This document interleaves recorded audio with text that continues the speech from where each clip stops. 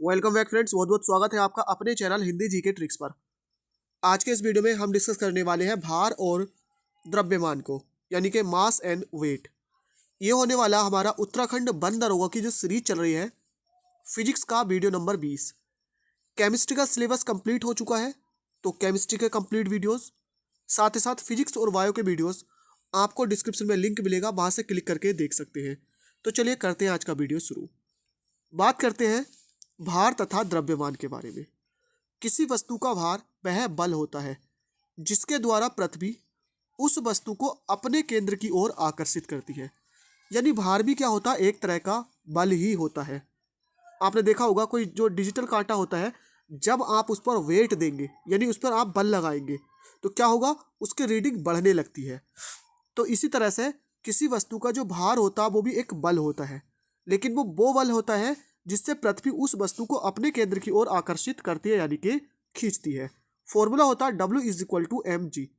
W यहाँ से wait होता है, M होता है मास, G4 होता है गुरुत्वीय त्वरण। क्या होता है? गुरुत्वीय त्वरण। वस्तु का भार क्या है? एक सदिश राशि है। देखिए, वस्तु का भार सदिश राशि क्यों होता है? क्योंकि पृथ्वी से अपने केंद्र की ओर खींचती है, तो केंद्र की ओर बल लगता है। अगर कोई वस्तु ऊपर से आ रही है तो उस पर नीचे की ओर को बल लगेगा, तो इसलिए क्या है, एक सदिश राशि है। इसकी दिशा क्या होती है? सदैव ऊर्ध्वाधर नीचे की ओर होती है, क्योंकि पृथ्वी जो खींचती है इसको नीचे की ओर खींचती है। इसलिए क्या है, एक सदिश राशि है, क्योंकि इसमें परिमाण के साथ साथ क्या होती है, दिशा भी होती है। भार का एसआई मात्रक क्या होता है? न्यूटन होता है। यानी बल का भी न्यूटन होता है और भार का भी न्यूटन होता है। अब भार का न्यूटन क्यों होता है? क्योंकि भार भी क्या है, एक तरह का बल ही है। किसी वस्तु का द्रव्यमान सदैव स्थिर रहता है।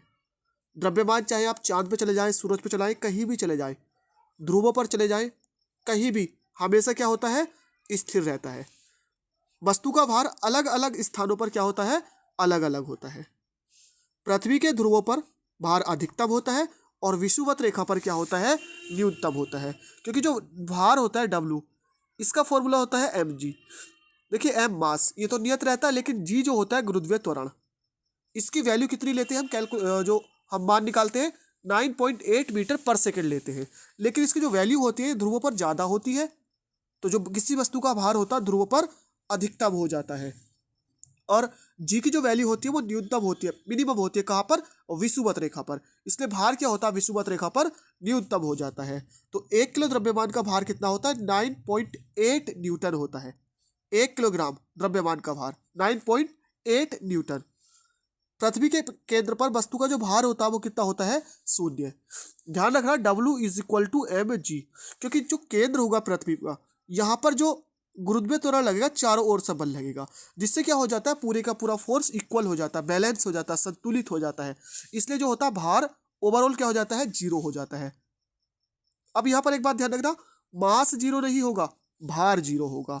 तो फ्रेंड्स, आज के इस वीडियो में हमने जाना है भार और द्रव्यमान को। आई होप वीडियो आपको समझ में आई हो। वीडियो को लाइक कीजिए।